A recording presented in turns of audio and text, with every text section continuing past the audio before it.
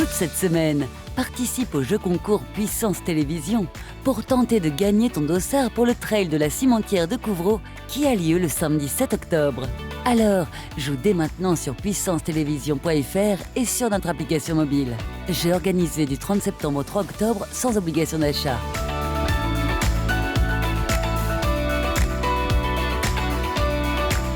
En partenariat avec le Couvreau Running Club.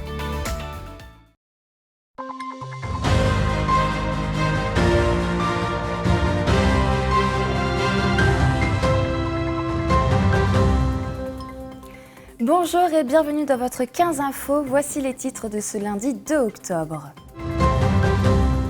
238, c'est le nombre de nouvelles brigades de gendarmerie annoncées par le président de la République Emmanuel Macron.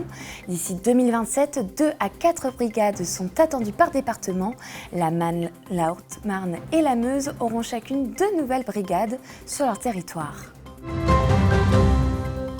Ce début d'octobre est marqué par la Semaine Bleue. Depuis 72 ans, la première semaine d'octobre est destinée aux seniors, avec comme objectif de mettre en avant le rôle des personnes âgées dans la société. À cette occasion, plus de 8000 actions sont organisées partout en France.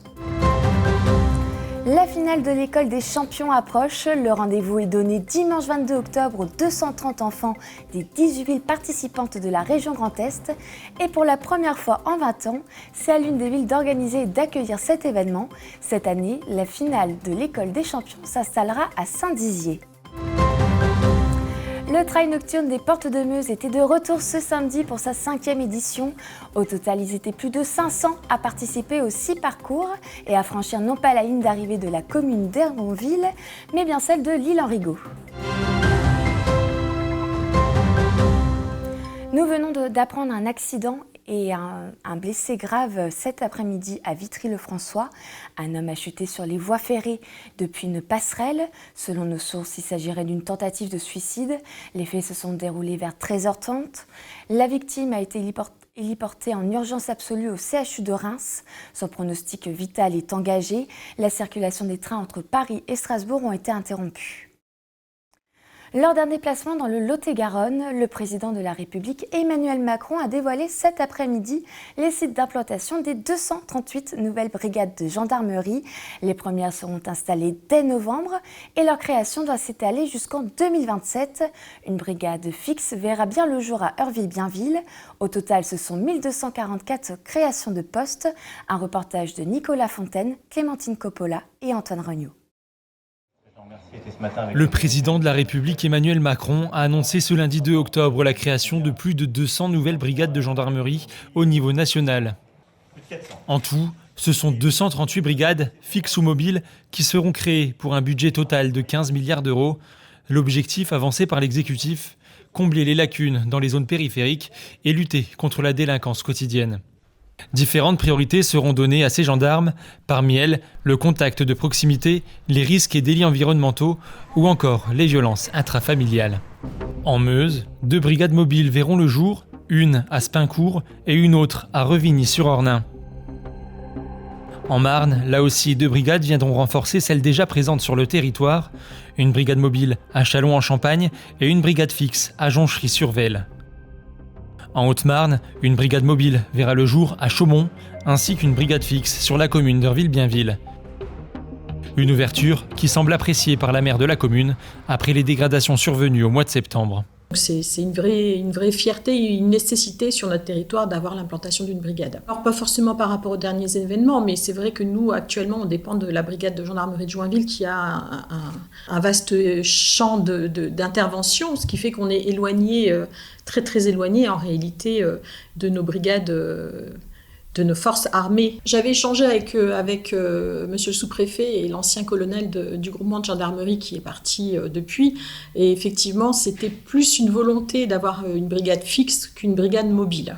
Au niveau national, 2144 effectifs dédiés à l'ouverture de ces brigades devraient être créés.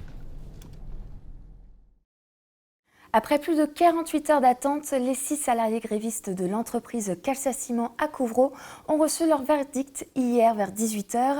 Ils avaient été convoqués la semaine dernière devant le tribunal de Châlons-en-Champagne au sujet de leur exercice du droit de grève.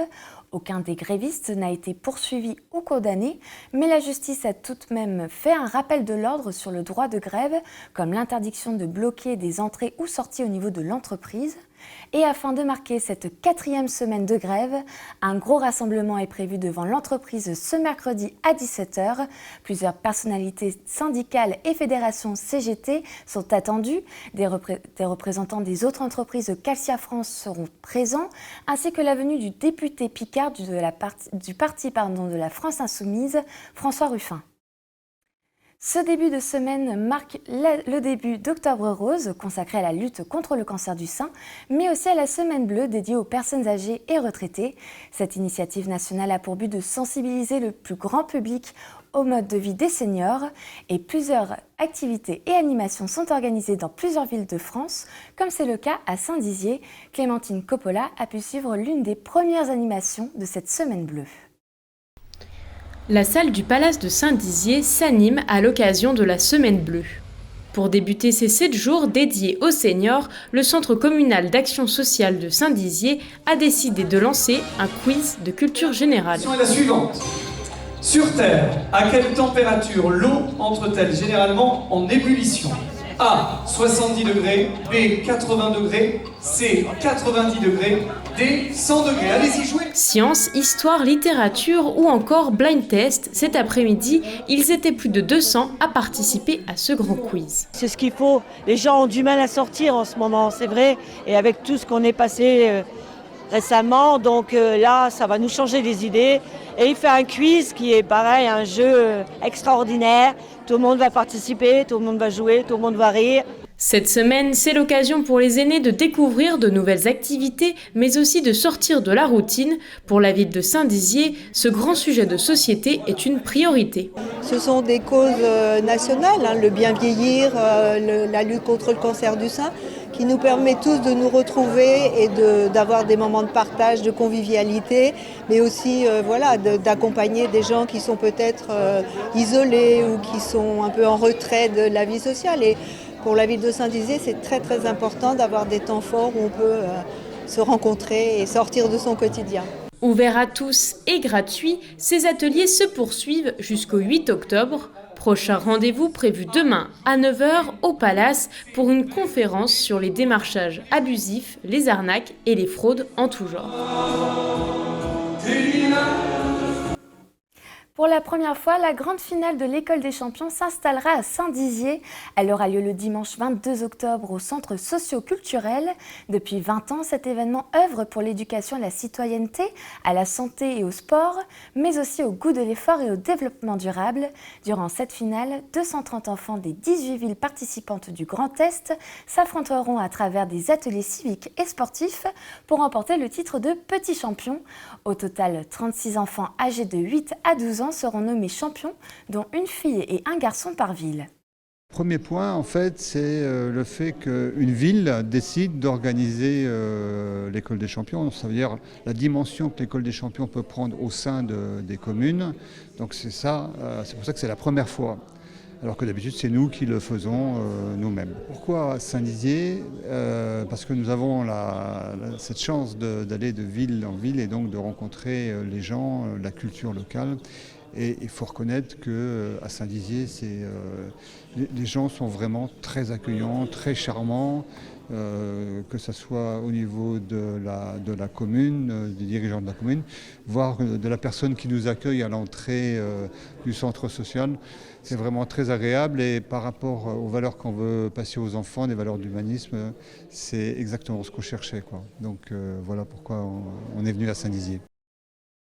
Ils étaient plus de 500 participants à sillonner les alentours de l'Île-en-Rigaud à l'occasion de la 5e édition du Trail nocturne des Portes de Meuse qui s'est tenu ce samedi. 6 épreuves étaient proposées pour toute la famille, allant de la marche au parcours familial, en passant par des courses pour les adolescents et les enfants.